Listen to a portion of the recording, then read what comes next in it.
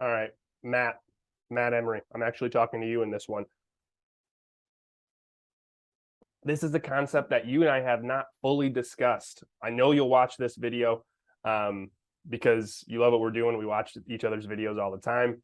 And if you're not Matt, then this is going to be a video that kind of takes you, the reader and the contributor of Bastunia, behind the scenes of how Matt and I communicate, how we come up with different lessons, how we come up with different creations of Bastunia. My name is Dillon.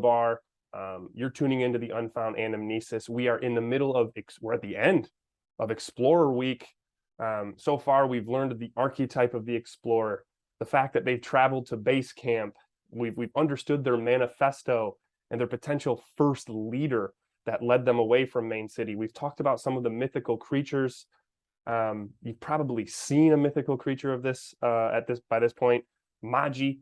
And in this video, I'm going to talk to Matt specifically about a regular event that explorers partake in called the climb. So if you tuned in last week to Builder Week, you learned about what builders call the all build. Once a year, they all get together to create these amazing, beautiful, big structures to call the attention of the Azigra. And whoever creates the largest structure, the most beautiful structure, it gets toppled by the Azigra, can crown themselves champion of Metropolia, the plenum of perfection in Metropolia for an entire year. It's bragging rights. But the cool philosophical lesson is at the end of it, everything gets torn down, because a builder's true lesson, true joy in life is not the glory, but in the creation, in the act of creating something. Well, the explorers are the philosophers, so you know they're going to have a deep meaning behind what they do. And if you've tuned in, you know that explorers, look for screen share. Explorers live close to, for the most part, live close to the Great Mountain. The divers live more up here or over here, but for the most part, explorers live in base camp, and they spend their life and their time climbing the Great Mountain. The Great Mountain you'll see in Bastunia is actually inspired off of two mountains. The base of the Great Mountain is based off of Kilimanjaro. For those of you that have seen Kilimanjaro, it kind of stops and it's flat, but it's so tall. And the peak of this Great Mountain is actually based off of Mount Kenya. For those of you that don't know, I spent about 3 years of my life living in Africa, in Kenya, and I took so much inspiration from the people and the ways of life over there, as well as other travels, to bring them back to America and really to bring them to Bastunia. So I'm excited. You'll see a lot of words and phrases I'll bring from Swahili into Bastunia, but also a lot of the landscapes as well. So that is a little bit about what the Great Mountain looks like. I want to make sure I got everything. No one in Bastunia has actually seen the other side of this Great Mountain. If you guys know, James has reached the top. James is the only person to reach the top of the Great Mountain, but he was out of rations. He was only going to get to the top because he believed that's where the God was. He didn't find the God, and he looked on the other side. He saw nothing but a world coated in clouds. He didn't have rations. He didn't want to risk going down and losing his life on the other side of the mountain. So he hung his head in shame and went back to Main City, a failure, which Joan makes sure she reminds him on the regular. So that's a little bit about the mountain. The other thing about this mountain is it's a tiered mountain.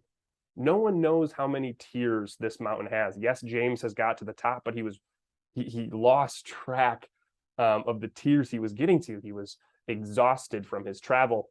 In the very first arc, in about the third or fourth book, James will take Artie and Joan to the third tier of the Great Mountain.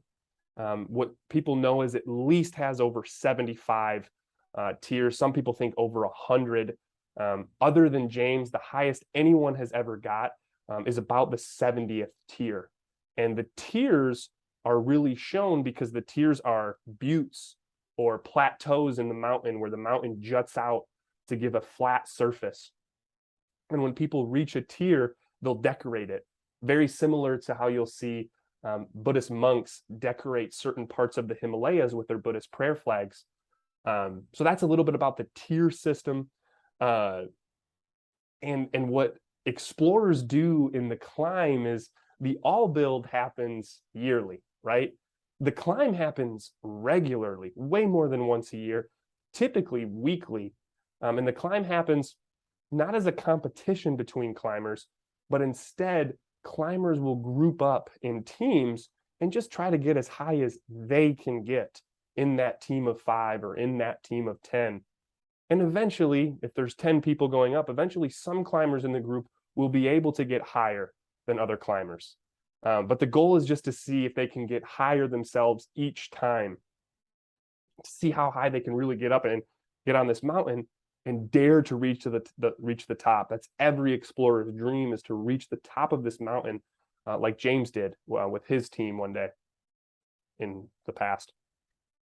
Here's the lesson of the climb, because what we want to signify, Matt, in the climb is constantly pushing ourselves outside our comfort zone to get higher, to understand more, to leave ourself behind and get closer to this essence that we feel in the moment, this flow state of exploration.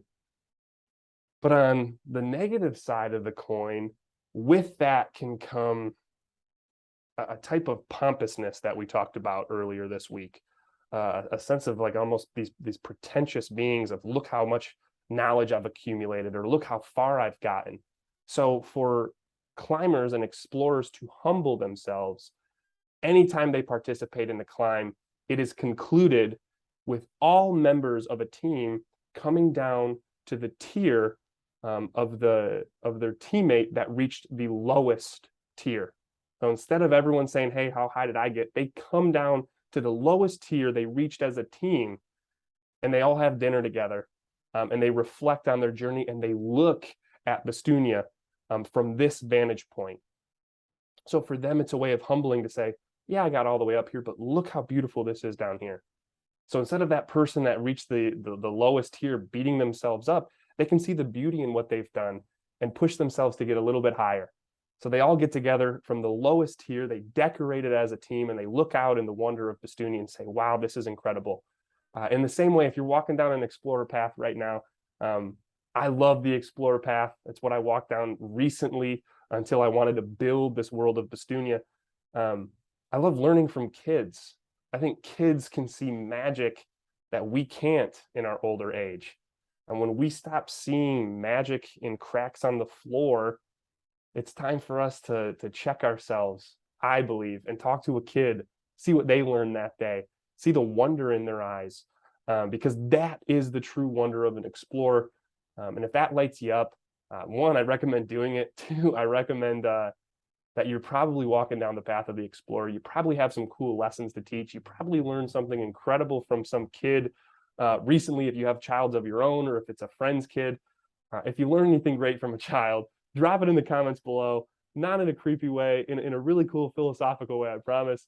My name is Dillon. This was Explorer Week. I really hope you enjoyed it. Next week, we talk about the defenders. We round it out. We talk to you about why the defenders left Main City, what their qualities are like, what their regular tradition. They compete in the Colosseum to see who is the best defender, worthy to be the mercenary for other paths when they call on them to say, hey, we need saving. When the explorers need saving because of an Azigura attack, which defender is going to answer the call? It's someone that wins in the Colosseum. We're super excited to show you. I hope you're enjoying Unfound Anamnesis. I hope you're enjoying Bastunia. Let us know what you think in the comments. Like, subscribe, share. We appreciate it. We're out for this week. My name is Dillon. You rock.